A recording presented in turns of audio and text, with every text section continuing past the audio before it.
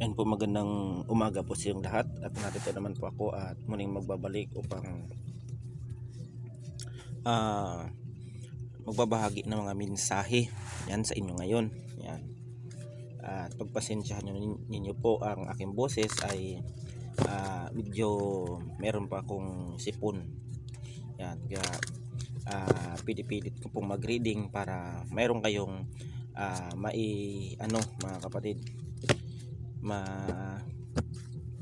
papanood sa aking YouTube channel at sa Facebook page. Yan.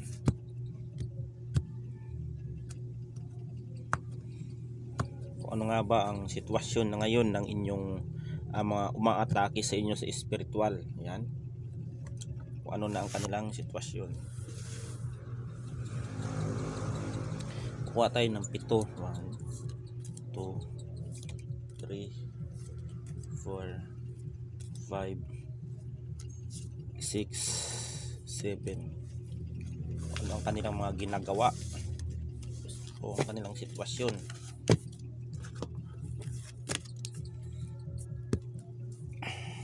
Unang-una mga kapatid, ang transformation. Yan. Itong ano na ito, itong gumagambala o sumasabotay sa inyo ay yung sila na yung tipong kayo dito yung nagpagamot na mga kapatid. Kayo nagpagamot na, nagpabaklas o nagpahiling kayo sa mga kilala ninyong mga kilalang mga manggagamot at tinutularan. Yan. Nung nagpagamot kayo, yan ay kailangan natamaan nito mga kapatid. Bumalik ito sa kanila, yung pinagagawa nila sa inyo, bumalik ito.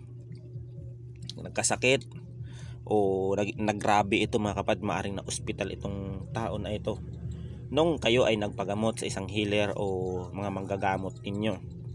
At napag-isip-isip nitong tao na ito na kung sakaling siya ay bibigyan ulit ng pagkakataon na gumaling o makasurvive sa pagpapabalik ng manggagamot upang napinsala ito mga kapatid, gusto ulit nito mag-aral ulit para siya ay gumaling at magkaroon ng transformation itong mga sumasabotay sa inyo. Dahil nag-backfire ito mga kapatid. Nag-backfire ito yung mga ginawa nila sa inyo na hindi maganda. Kaya sila nagkasakit. Yan, ay pag-isip-isip nito na mag-aral ako ng mabuti. Yan, maging ako, mas magaling pa ako sa mga para mapabagsak ko yung mga taong may mga atraso sa akin. Ganun yung ng mensahe ito sa baraha. Collective ito mga kapatid, sa mga makaka-resonate lamang. Yan. Sinisip ko na ako mga kapatid, pagpasensyahan nyo na. Coming winter, ayan. Kung sakaling makasurvive man ito mga kapatid sa kanyang karamdaman, ito mga kapatid, nagmumuni-muni ito o ini-stock ka pa rin ito sa mga social media mo o sa kung anong account mo mga kapatid. Yan, ini-stock ka nito kung napag-isip nito na kaya pipinsalain pa ba ito o nagdadalawang isip siya o titigil ko na kasi bumalik na sa akin yung mga pinagagagawa ko, bumalandra na sa akin o kung ano. Meron itong mga kapatid, lagi ka nitong ini-stock o tinitignan ka nito ng taong itong sumasabotay sa inyo. Yan, ina-update ka rin ito kung ano yung status mo sa buhay mga kapatid. Yan.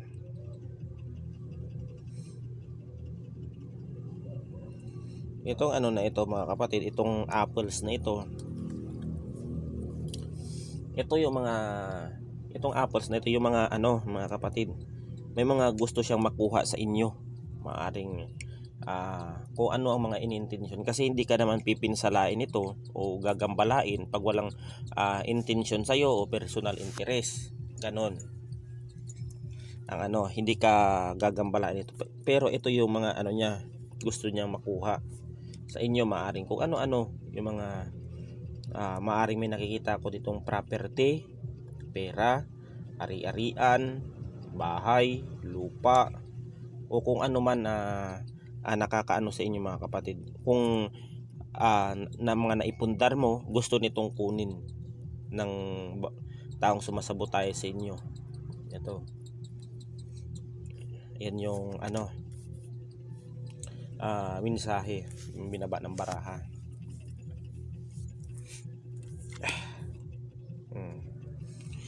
Nakipag-collab ba ito? Nakipag-collab ito dati mga kapatid. Nakipag-collab ito dahil hindi ka basta-basta mapuruhan itong nitong nung gumagambala sa iyo. Nakipag-collab ito, humanap ito ng kakampi. Kasi mga kapatid, unang-una din sa iyo, kung ikaw ay nagpagamot dati dito, unang-unang dumidepensas din sa iyo ay manggagamot. Mayroon dito, may mga nakikita ko, mayroong pangontra. Meron silang pangontra kung may mga kalmin o buti digira, yan, garapa, meron ding mga amulet, yan tinatawag nilang anting-anting. Kaya hindi kayo babasta-basta mga kapatid.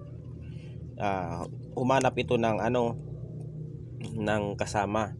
Nung time na nag-backfire sa kanila yung ginawa sa iyo, ito mga kapatid, iniwan parang iniwan siya ng grupo, iniwan siya ng lahat-lahat ng mga kaibigan niya, kasi nalaman kasi na mali na ang ginagawa niya, parang hindi na tama, parang gumagawa na ng kaliwa.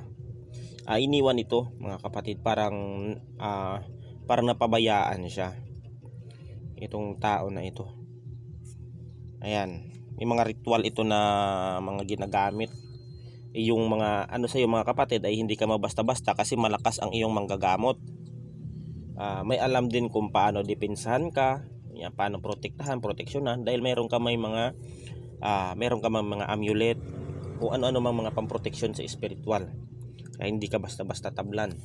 Makakaramdam ka man ng mga kahit ilang tusok, maya-maya nawawala, kasi bumabaon din sa kanila ang kanilang ginagawa. Nagba-backfire din kasi yung mga pangontra mo, may pangrabwelta yan, hindi basta-basta yan mga kapatid.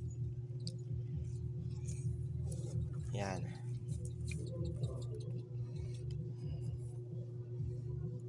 Grief. Yan. Ang gusto kasi nito mga kapatid, na ikaw ay magiging dyan lang, naka-stack ka lang sa bahay ninyo, kung ano-ano lang yung mga ginagawa mo. Gusto nito na huwag kang magtrabaho, wala kang ganang kumilos. Yan, gusto niya malungkot, masalimuot ang buhay mo. Yan ang gusto ng taong sumasabotahe sa inyo. Yan, gusto ka lang lagi kang nakakulong, nakatali ka dyan sa mo. Ayaw kanyang nakikitang masaya. Gusto nito lagi marami kang kaaway. Meron din itong mga sa iyo mga kapatid, ay merong mga ritual dito sa iyo na laging gusto niya lahat ng tao na nasa paligid mo ay magagalit, maiinis, ganun.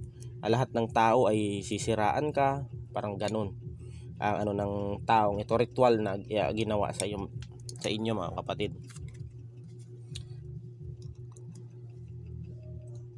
Ang dami kasi mga ritual na mga kapatid, merong mga ritual na gusto mapariwara ang buhay mo, gusto maging masalimuot, hindi ka asinso. Pag hindi ka marunong kumontra niyan mga kapatid, ay talagang mapapariwara ka. Ayan, hanggang sa kung ano-ano na yung mga naiisip mo, na napapasok ka na ng mga demonyo, kung ano. Kasi ganyan talaga yan mga kapatid, pag ikaw ay na-under spell ka, under ka ng black magic ritual, ay ganun, magiging masalimuot ang buhay mo yan mga kapatid. Yan.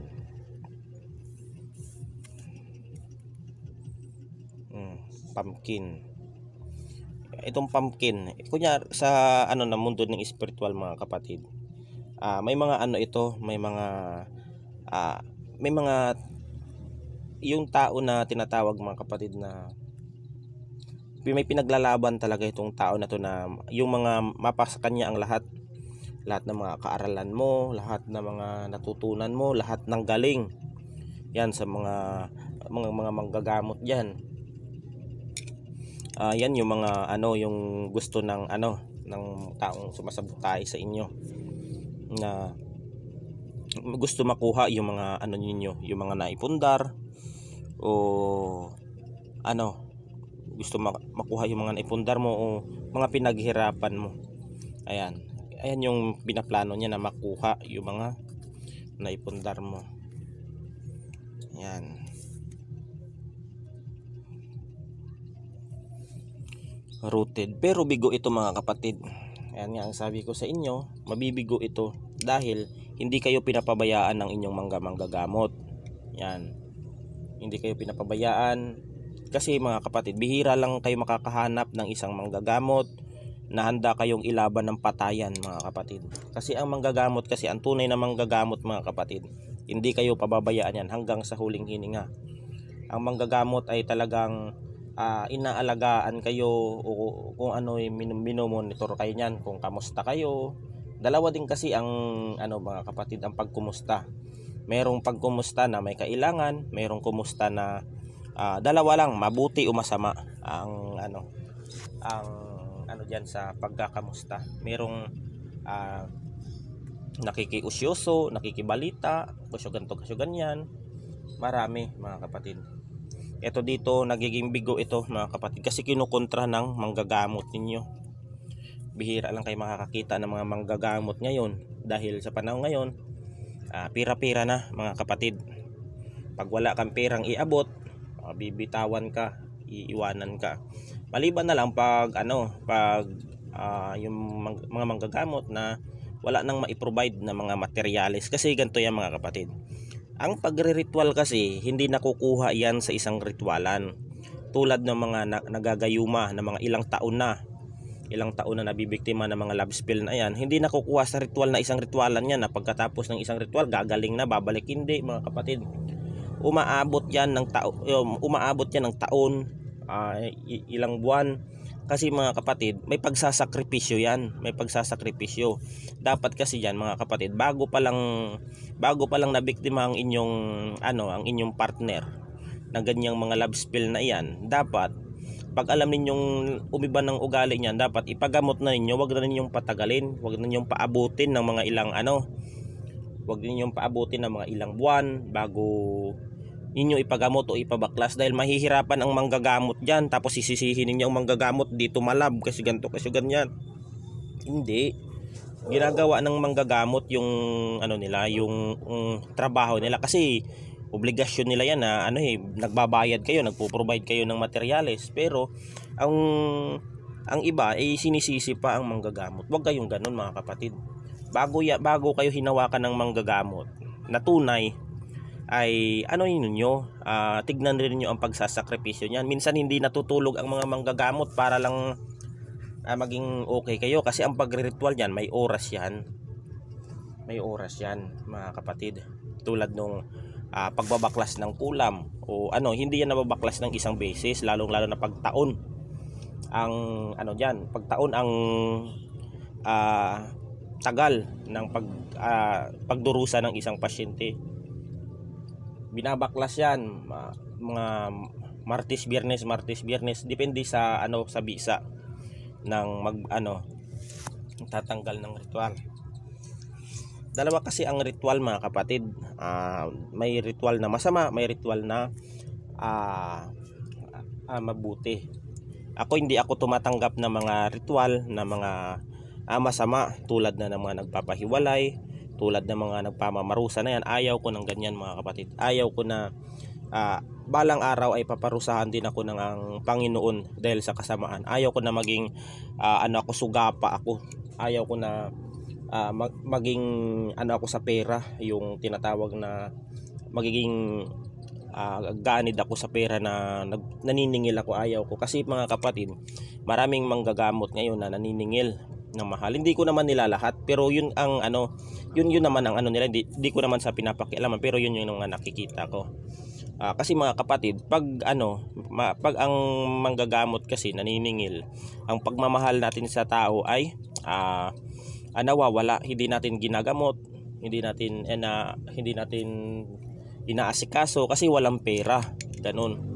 Kasi kaya nga tayo binigyan ng kakayahan ng ating Panginoon na tayo makapaggamot para matulungan, mga kapatid, na ang taong na nangangailangan sa espiritual. Ayan. Kasi pag pinapairal natin ang pera, ang pagmamahal natin sa tao ay nawawala. Yan, hindi na natin gagamutin kung ano-ano lang yung sasama ang loob natin kung ano. Yan ang ang katotohanan. Naranasan ko rin yan, mga kapatid, dati nung ako'y hindi pa manggagamot. Ako ay na hindi gumaling-galing. Siningil ako ng mahal, 4,000. Hindi talaga ako ginamot nung tao na yon. Ito, natatandaan ko yon. Hindi ako ginamot. Sabi niya sa akin, hindi kita gagamutin pag wala kang ganyang halaga, ilagay mo sa sobre. Yun ang ko, yun lang yung ko. Sabi ko, pag ako ay natutong manggamot, hindi ako maniningil sa aking mga tao, sa mga taong sa taong magpapagamot sa akin. Sa totoo, mga kapatid, bago ako naging manggagamot ay marami ang mga paninira na mga binitawang mga salita ng mga tao, pero ni kahit kailan ay hindi ako gumanti. Hindi ko sila pinarusahan, hindi ko sila ginantihan, hindi ko sila pinarusahan kung ano, dahil alam ko naman, mga kapatid, ay may balik naman yan sa huli. Ang Panginoon ang gaganti diyan. Tignan mo ang buhay nila ngayon, masalimuot. Kung ano-ano na lang ang ginagawa, parang hindi masaya sa buhay nila. Parang walang patutunguhan ang buhay nila. Kasi pag ang buhay kasi ng tao ang sinira nila, babalik yan sa kanila. Sira din ang buhay nila. Kaya wag dapat tayong manghusga o kung ano sa ating kapwa. Kung hindi nila kayang respetuhin ang isang tao, wag na silang mag-comment na kung ano-ano. Kasi pag ay bumabalik naman yan sa kanila. Sa totoo lang, bago ako naging manggagamot, ang dami, mga kapatid. Sa totoo lang, ay ikikwento ko yan kung ano yung mga nila bandang huli. Pero pinapabayaan ko, mga kapatid. Kasi nangingibabaw kasi ang kabutihan sa akin kaysa sa kasamaan. Kasi alam ko naman na balang araw ay may gaganti dyan sa kanila. Makakahanap sila ng katapat o kaaway. Balang araw sila ang mag-aaway o sila magpapatayan. Yan na ang dyan. Kasi, mga kapatid, darating ang araw, mapapatunayan naman yan na walang kasalanan ang tao niyan. Hindi naman magsasawa din yan sa mga pambabato, sa mga yan. Kasi galit ang mga tao sa mga gumagawa ng mabuti. Galit yan sila, kaya sinisiraan, magpapagamot sinusubukan kung ang manggagamot ba ay totoo, kung legit, kung hindi. Ayan yung sa kanila. Ako, kaharap ko pa lang ang tao, alam ko na kung hindi nakakapagsinungaling sa akin Talagang kahit ano pa ang tinatago mo, kahit ilang taon mo pang tinatago-tago yung mga mo, ay talagang mauungkat yan sa akin pag ako'y kaharap mo. Ay siya. Kaya dapat tayo, respeto lang. Ako, sa mga kapatid, pag ang tao ay di ako kayang respetuhin, ay talagang hindi ko rin siya respetuhin. Kasi hindi ako yung tao na pinagsisiksikan ko ang sarili sa taong ayaw sa akin. Yan. Kukuha tayo ng oracle, mga kapatid. Ng 7 din. 1, 2, 3, 4, 5, 6,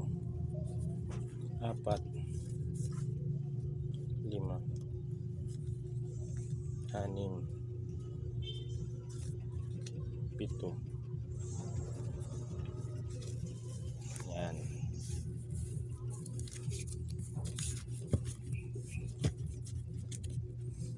Pito na, mga kapatid, yung yung oracle. O ito, itong kulam ang ginagawa sa iyo. Kulam ang lumabas sa unang-una sa oracle. Unang-unang mabas ay kulam. Ito nga ang ginawa sa iyo, kulam.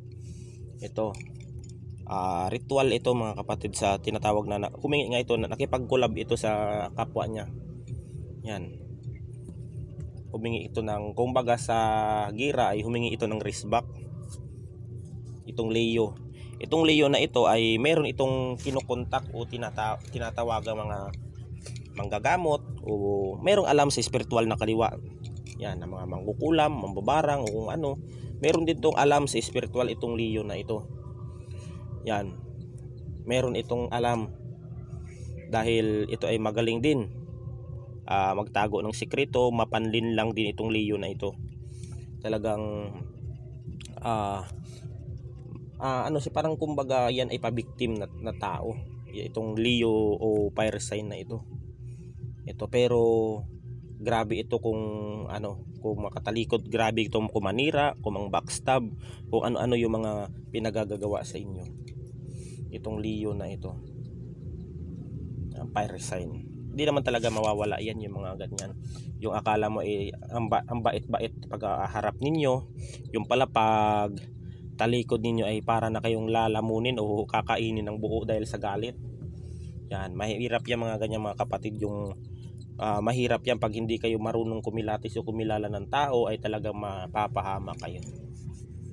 Ayan.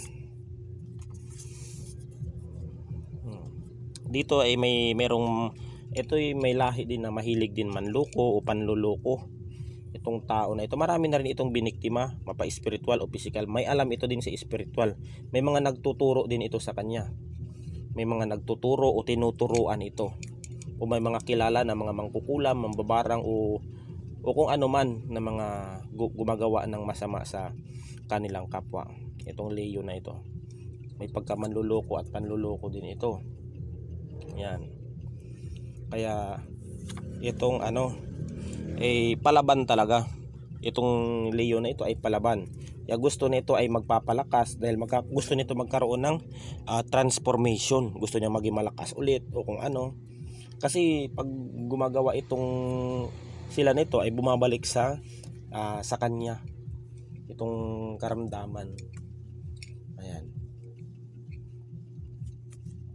Pangit yung ganun mga kapatid na gagawa ka ng masama para lang makapanloko. Pangit yun. Walang umaasinsong tao sa panluloko. Yan. Itong ritual na ito ay talagang ano, ito ang pinag-aaralan niya. Marami kasing pamamaraan ng ritual mga kapatid. May ritual na mabuti, may ritual na masama. Yan nga ang sinasabi ko kanina. Itong ritual na ito, yan, lumabas ang ritual. Yan, nakipag-collab pa siya. Lagi itong bigo mga kapatid sa sa inyo sa pagpaparusa. Lagi itong bigo. Dahil ginagamit niya ang kanyang kaalaman sa kasamaan. Yan. Hindi ito masaya sa buhay. Sa totoo lang hindi ito masaya sa buhay. Kung ano-ano yung mga pinagagawa nito. Kung ano-ano yung mga katarantaduhan na mga pinagagawa nito. Yan. Yan. Isa ito ang spiritual healer na ito. Isa ito sa gumagamot o tumutulong sa inyo mga kapatid. Hindi kayo pinapabayaan ng mga spiritual healer na ito. Yan. Hindi kayo pinapabayaan kahit anong ay lalaban ito ng patayan yung mga manggagamot ninyo. Yan. Huwag kayong panghihinaan ng loob. Dapat kasi mga kapatid, bago kayo magpagamot, yan, ito lang ang advice ko sa inyo. Bago kayo magpagamot sa sa isang manggagamot o healer ay dapat buo ang inyong loob at ang pananampalataya sa ating Panginoon. Kasi mga kapatid, nagsasabi yung iba, ay pabalik-balik kami ng ganito, pabalik-balik kami ng ganyan. Hindi naman kami gumaling, halos lahat na ginawa namin. Kasi ito lang masasabi ko mga kapatid, pumupunta kayo sa manggagamot, hindi kayo parang kulang ang inyong pananalig sa manggagamot. Unang-una kulang ang inyong pananalig. kulang ang inyong wala kayong tiwala sa manggagamot.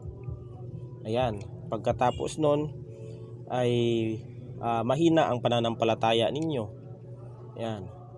Yan ang kadahilanan mga kapatid na minsan ay di kayo gumagaling. Tapos kung hindi kayo gagaling ay hihuhusgahan ninyo ang mga manggagamot. Hindi, bawal yun mga kapatid. Kung hindi kayo gumaling, may dahilan ang Panginoon doon. Kung hindi kayo gumaling dahil minsan kasi mga kapatid dahil sa ugali din natin, di rin natin masisisi. Ayan. Pero yung manggagamot niyan sa inyo ay hindi kayo pinapabayaan yan. Nag-overthink lang kayo ng mga kung ano-ano hindi magaganda.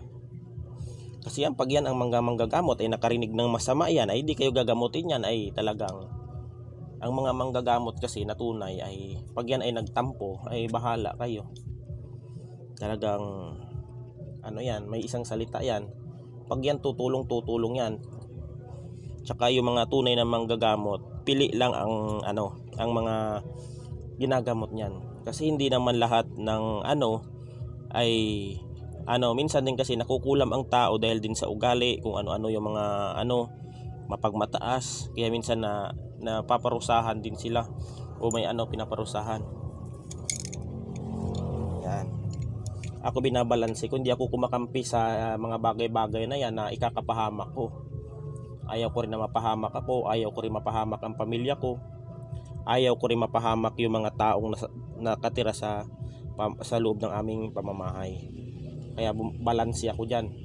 Huwag kayo magalit kung hindi kayo matulungan ng isang manggagamot. Kasi lahat naman ay meron din kasing kaya napaparusahan kayo. Yan. Pagkain. Dito rin ay mailig din ito. Pagkain ang pamamaraan nito. Yan, ritual sa pagkain. Maaring habang nagluluto ito o ay dinadasalan nito. Dinadasalan ng kung ano-ano o para kontrolin yung tao sa kung ano-ano para makontrol. Ito yung pamamaraan niya. Dadasalan niya yung pagkain. Marami kasing mga diyan, yung mga may alam sa mga ganyan sa pagkain. Kaya mag-ingat kayo sa pagkain. Ako kasi mga kapatid, pag kumakain kasi ako, dinadasalan ko yan, winawasak, kinakalas, nilulunasan, sinasabog ko yung mga dasal niyan. Kasi kahit nasa isip mo niya ay pag inihip niya ng ay talagang papasok yan doon. Spiritual yan, hindi yan nakikita ng mga taong mga tao na mga inosenteng tao Kaya pag ako ay kumakain ako sa okasyon o handaan, dinadasalan ko ng pasimple yan bago ko kaya minsan ay hindi tumatalab. Minsan pinapabalik ko pa nga Ganun dapat mga kapatid. Yan, yung mga gumagambala sa inyo, palaban pa rin kahit napipinsala na ito, kahit bumabalik na sa kanila yung ginawa nilang sakit sa inyo, ito ay palaban pa rin. Pero tandaan niyo ito, laging bigo ito. Laging bigo ito sa inyo. Laging bigo ito sa inyo o sa mga pinagagawa sa inyo. Ito lang ang masasabi ko. Unang-una po mga kapatid ay magdasal po kayo, dahil ang dasal po ay unang-unang pinakamalakas na sandata na hindi kayang basagin ng anumang uri ng kasamaan. Yan. Ito lang naman ang magandang dasalin mga kapatid. I-memorize ninyo. Yan, lahat, kahit hindi na kayo ng Latin.